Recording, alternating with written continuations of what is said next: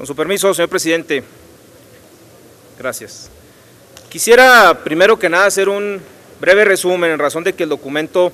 está íntegro ya en la Gaceta para efectos de que puedan tener conocimiento todos mis compañeros diputados de lo que se trata.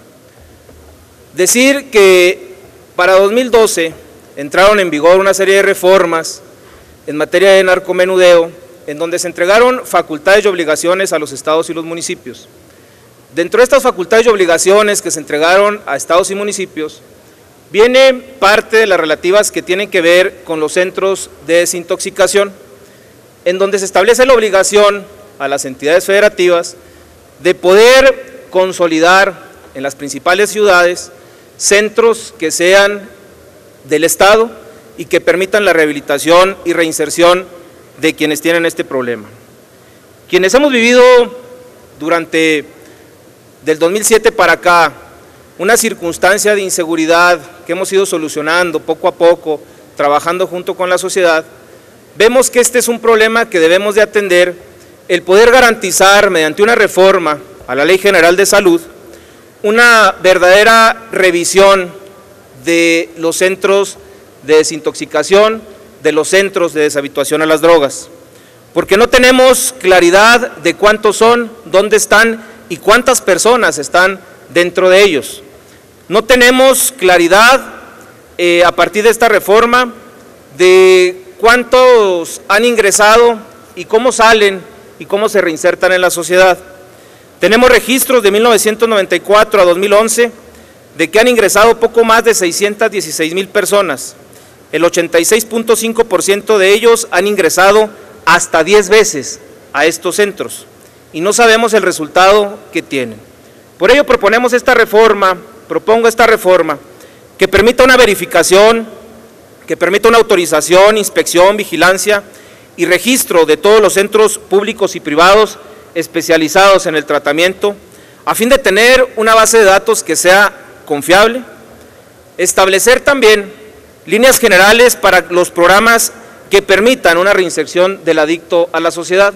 porque cada centro tiene su propio programa, cada centro tiene su propia historia y no tenemos una posibilidad de tener un programa que sea adecuado y que permita la reinserción de estas personas que padecen de esta enfermedad.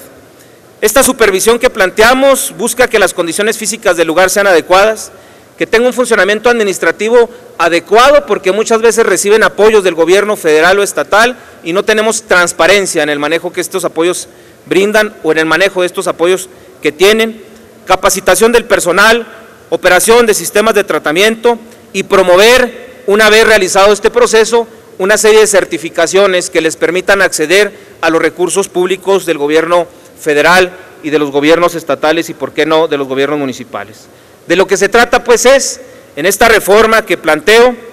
para poder garantizar que los centros sirvan para rehabilitar, que los centros sirvan para lograr una salud pública adecuada de las ciudades que se han convertido ya no solo en el paso de drogas hacia Estados Unidos, sino en el lugar donde se quedan.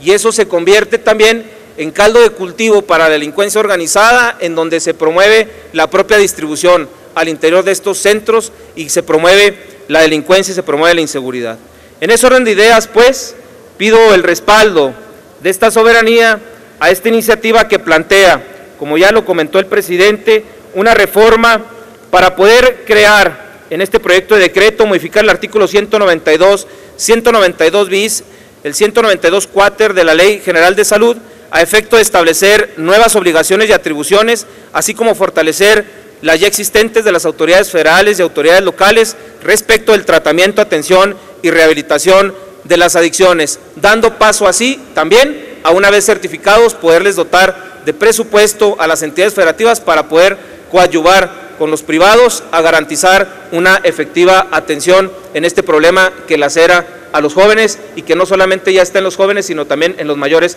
de 40 años. Es cuanto, señor presidente. Muchas gracias. Gracias, diputado Domínguez. Túrnese al